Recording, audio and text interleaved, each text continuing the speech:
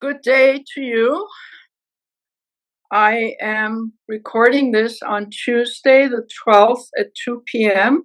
It's relevant because things are happening quickly for you to know when I'm recording it. The other thing I want to say is that there's so much to say that I can't possibly cover this in half an hour. And therefore, I want to alert you to the fact that I'm going to stay in my own lane and talk about international aspects of what's happening.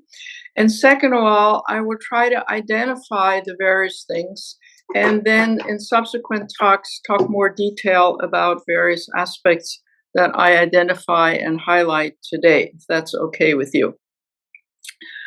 So, yes, there is Trump, and Trump has announced we are going to be isolationist, and we are going to pursue the world and the United States and its policy in different ways. Now, I think it's useful to say that after the Second World War, an international system was created. And that system, which I'll talk about in a minute, started fraying here or there because there were new actors coming in and other things happening. But by and large, the globalization system that we used to talk about and that was central to most things that happened and would refer to them, has slowly at the margins run into problems of one kind or another. And essentially, sometimes you get to the point where revolutions take some time. That is, say, bits and pieces change. And then at a certain moment, you can say the changes have been sufficient that a revolution has taken place and things from henceforth will be different. Not just here and there and this and that policy, but structurally and in terms of content. And I think that is exactly where we are. And let me take the first category. The first category was that no matter what else happened, the non-Soviet, non-communist world counted on the United States to be the lead country, the lead in terms of policies, but also in terms of providing security and continuing to support the framework that had been set up. The framework was fairly complicated, but it was, in a sense, all the things you've been hearing on the news. Europe, that is, say, non-communist Europe, and then after communism, or at least the Soviet Union fell, other states joined, was to be governed on the one hand by institutions particular to Europe, like the European Community, but in terms of security, was supposed to be managed by the North Atlantic Treaty Organization. And the North Atlantic Treaty Organization had a particular virtue that other treaties in past histories did not have, which was that an attack on one would be an attack on all. That is to say, it was preventative of anybody attacking a European country because you knew that you would be in trouble and it would be one against all, so to speak. That system, that is to say NATO, has been reigning for the whatever years since the Second World War. And ironically, I could point out that the one time that NATO sprung into potential action was not at all in terms of any attack on Europe, but an attack on the United States at 9/11. We didn't actually need them, but since people at first didn't know what was happening, NATO immediately was activated to help the United States, which is pretty ironic because we in the United States thought that this was to protect smaller European countries. And NATO has gone through various changes. It has been reformed at various points. Lots of countries have joined. Most recently, for example, Finland has joined because they're scared as to what's going to happen if Russia mows over Ukraine, etc.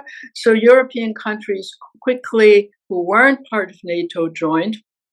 And what is what are the deterrents that NATO offers to for those countries that cumulatively the military capacity of all the European countries and the United States, would serve as a deterrent for any kind of incursion. But if it doesn't serve as a deterrent, it would be in the position to actually answer militarily.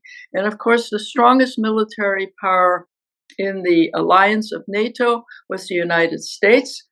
And in the previous Trump administration, there was Trump, who didn't much care for NATO, was appalled that such a high proportion, national proportion of the funds that service NATO came from the United States, and that many European countries were not paying the sufficient amount of their budgets. So he made lots of waves that unless everybody spend at least 2% of their annual budget and didn't, lean on the U.S. so much, the U.S. would object and maybe get out of NATO and so forth.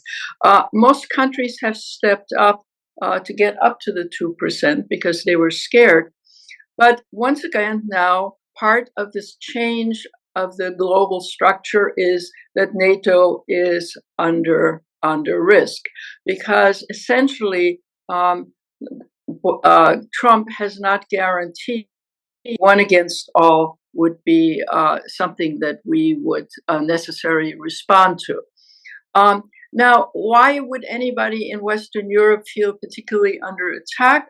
Well, among other things, the small Baltic countries, Estonia, Latvia, and Lithuania, are on the chopping block after Ukraine. Putin has said so, and Trump some time ago said that if Putin moves into those countries, no problem, go ahead. So they're, of course, very, very scared, and that's on the record. That's not something that somebody is making up. So the military post-World War II structure for non-communist countries, and with now the former communist countries having joined, is a very important variable of the global system that is now fraying and in danger. Let me jump ahead. I don't want to spend too much time talking about Ukraine, but if there is a kind of negotiation over Ukraine, and if Ukraine is willing to give up some land for stopping the conflict with Russia, Russia will say that Ukraine may not join NATO. And Ukraine will say it is absolutely essential to have the protection of NATO in one form or another for it to agree to any compromises over the Ukraine. So that's a forthcoming interesting issue. Then, in addition to this military alliance, you had part of the global post-World War II structure was the development of international law and international institutions. We already know from the Middle East situation, where both the International Court of Justice and the International Criminal Court are taking up issues from violations of international law in the Middle East, that Trump says he has absolutely no interest in or cares about these laws, or for that matter, what these courts are. So again, a structure of a legal structure of a court system and so forth is being thrown to the wind, so to speak, from the perspective of the United States. I'm not saying other countries are not interested in trying to maintain it, but the U.S., the biggest power there, doesn't want to be part of it. But then, much wider than the legal structure international legal structure that we don't particularly have an interest in adhering to under the announcements of the Trump administration, is the entire network of international institutions, including the United Nations, the central core of the United Nations, but also all the specialized agencies, UNESCO, World Trade Organization, World Health Organization. I can go on and on. You know that there are myriad of these agencies. Now, it is the case that in the last decade or two, some of these agencies have not stepped up to innovate and modernize and play a full role. Some of them have, well, like the World Health Organization during COVID, played a fairly important part. So over time, there has been erosion of the viability and the focus of many UN specialized agencies. Nevertheless, what most people, and certainly most people in the non-industrial world, care about is that those institutions get reformed, because they're very much reliant on those institutions in many ways that we've talked about in the past and we can in the future. The central core of the United Nations is, of course, the General Assembly and the Security Council. And the Security Council, as you know, has veto powers for the 5 victorious countries of the Second World War, which includes China, France, UK, United States. And for some time, there has been talk that veto power, first of all, that more countries should join the permanent members of the Security Council, and other countries should have veto powers. That has been discussed. I don't want to bore you with why it hasn't happened, but even under the best of circumstances, not much progress has been made. There are the rotation of countries that just serve for a few years, but they don't have veto power. And it used to be thought that the main countries that vetoed any kind of legislation that was important, that the Security Council, or interventions and so forth, that the Security Council rather than General Assembly had to deal with. Think of it, Senate versus the House of Representatives in the U.S., right? The many things can be passed by the Congress, but some things, in fact, have to go through the executive, or the House can't pass it without Senate approval, etc. So you have those kinds of things going on in the UN all the time. But because the UN hasn't been modernized, and because the US has increasingly played a weaker role, in terms of its ability to shape things, and if in its conflict with Russia, and very often China votes with Russia, so one or the other will veto the thing. Many things have been vetoed with respect to the Middle East, have been with respect to Ukraine, and so forth.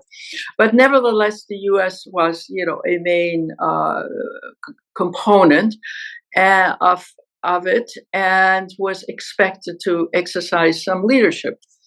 Well, in general, people who were the U.S. representatives for the Security Council were people who knew a lot about international affairs. The current person there is a high-ranking foreign service officer, and so forth. Well, Trump has just named who he thinks should be the person, which is a woman named Stefanik, a House of Representative person from who is being appointed with very limited international experience. But before she ever got there, or has arrived there, she has already announced that any criticism whatsoever with respect to Israel and its role in the Middle East, or a two-state solution, she will veto. She is 100% gung-ho for the right wing of Israeli politics. Now, that's not very promising in terms of the Security Council coming up with some reasonable resolution, and getting the hostages back, but also reaching some agreement which says something about the future of the West Bank and Gaza, and the ability of the Palestinians to have some kind of homeland. So we're already, Trump is already appointing someone who has before she's ever gotten there, saying the one thing she will not do is go along with any criticism of Israel and its policies whatsoever. She will veto them. So now that undermines the possibility of the Security Council to act and to maybe mediate and find some solutions before our representative ever arrives at the station. And in general, Trump has been disposed during his first administration, and I'm sure he will be disposed even more so in this administration, to say that he's not interested in any of the specialized agencies, and we will probably leave a whole bunch of them. We already left UNESCO during his first administration. We then rejoined UNESCO. But what is likely to happen is that the whole structure of the United Nations specialized agency and so forth will change in the sense that the US will move out. And since the US is important for budgetary reasons, because obviously its contributions to each of these agencies is based on its economy, and you can't expect that most of the countries in the world can double or triple their contribution just because the US pulls out. So the entire UN system is going to come under very serious stress. And insofar as things fall apart or become sufficiently stressful that not much can be done, that is a fundamental global structural change since the Second World War. This is not just a little agency here, a little policy there. This is contributing in a major sort of way to, and will in a major sort of way, to the disintegration of the globalization structure which we have all lived with up until now. Where does other aspects of Trump's announced policies fit in? Well, one of them, of course, has to do with trade and fairly open trade. Trade has been to a huge advantage to the United States and to us as citizens, because many of the things that we buy are either partially or not made in the United States.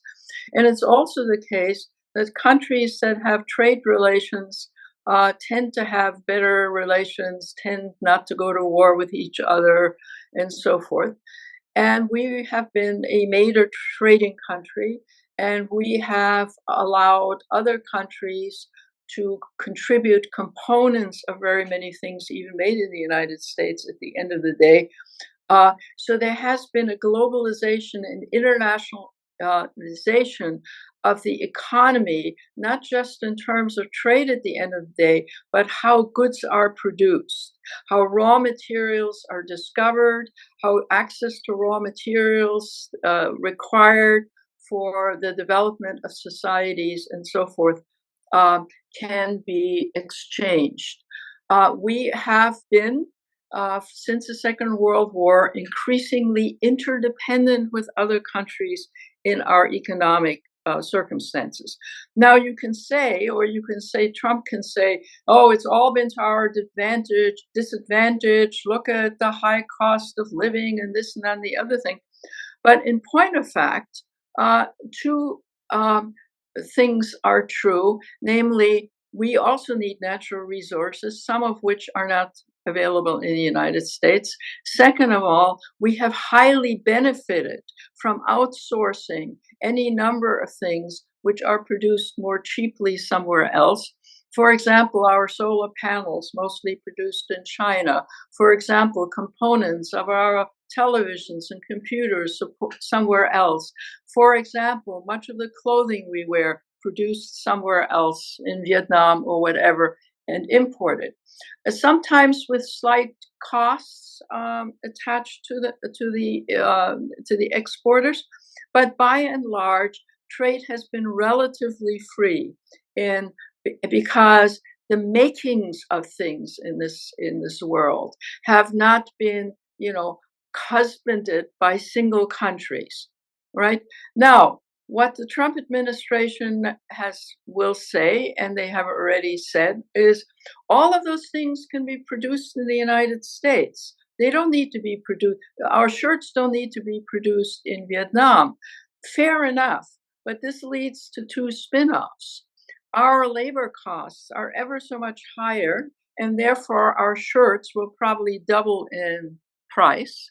And second of all, we don't actually have the labor because we have very little unemployment to, in a sense, expand all these industries.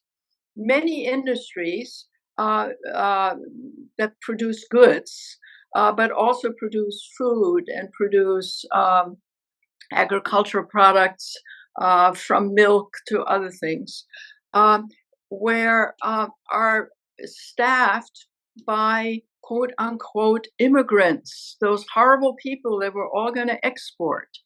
And what is said is we'll just export 11 million illegals. The legal people can stay. Yes, well, hello. The illegal people are the ones that are also staffing us. Go to any fast food restaurant, go to any milk farm, go to any farm anywhere in the Middle West or anywhere else, or meat packing slaughterhouses and so forth. They're all staffed by immigrants, and many of those people are illegal. So we're going to chuck them out. Exactly how are they going to be staffed?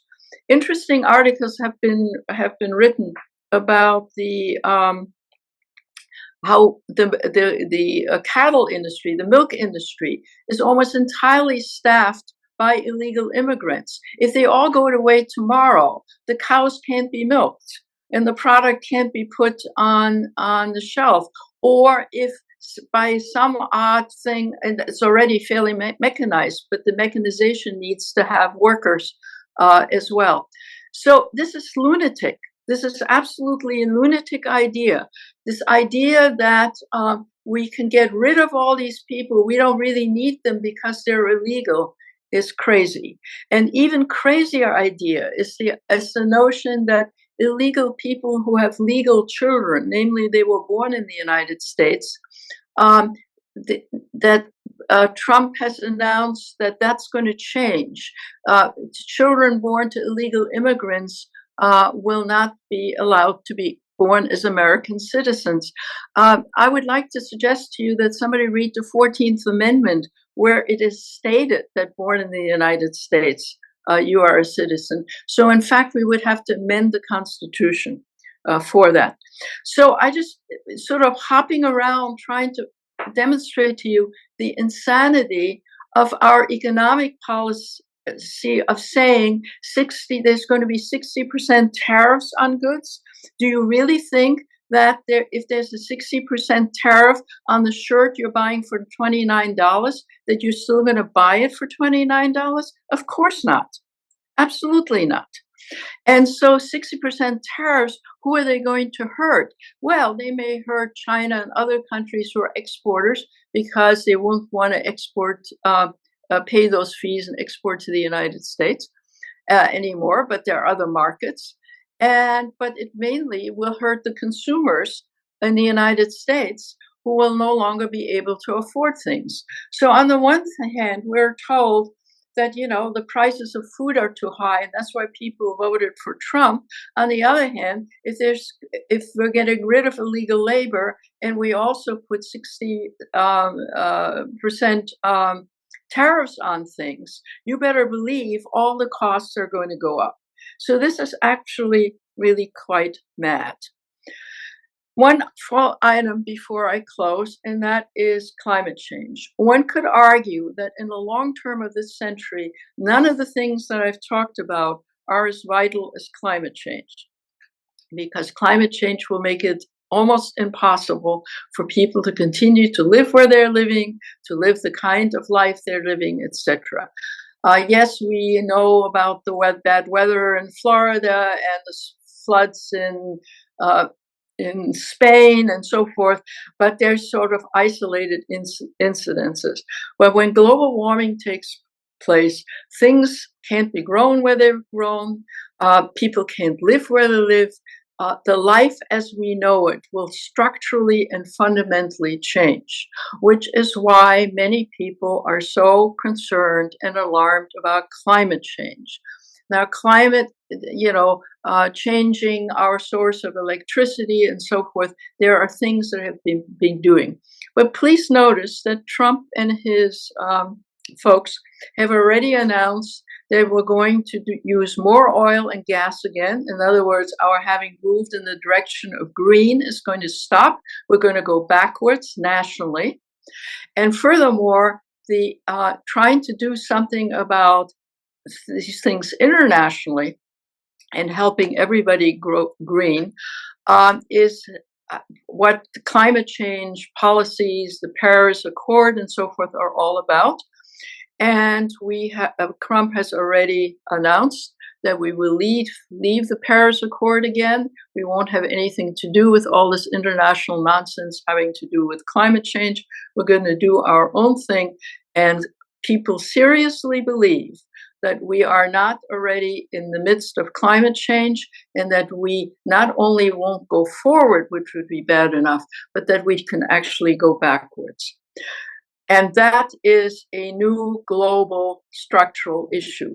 So moving from increasingly globalized problems, which had laws and institutions and treaties and so forth built into them, unraveling all of that on the one hand, not addressing new issues and saying, we don't need all these foreigners. We don't need to do climate treaties or do anything about it. We don't need to go green. Other people can do that and so forth. And furthermore, as the richest country in the world, still at the moment, we feel no responsibility to help others achieve some of these things. For example, the poor African countries will need help going green or staying green. And they, as they rightly point out, they did not create the pollution. We did, and we should pay some. Most industrial countries in Europe agree with that and increasingly are going to fund the poorest countries in the world to help them stay green and or become more green. Our current administration, or the administration that's coming into power, say they won't want any part of it. So, at the end of the day, the much admired United States, which has played so much of a positive role, not always, we've had the Vietnam War, we've had, Afghanistan, Iraq, and all those things, but by and large, they're still important and viable and often still admired, and if not admired, relied on to do the right thing, has been blown up. Now, it has started to disintegrate in little ways over the years, but the sledgehammer has now come down. And most of the people that have been named or appointed so far are all on within the scope of what Trump wants not to do and wants to achieve. So we are internationally, in many ways, in very hot water. The hot water will spill over into the United States in the next decade or two.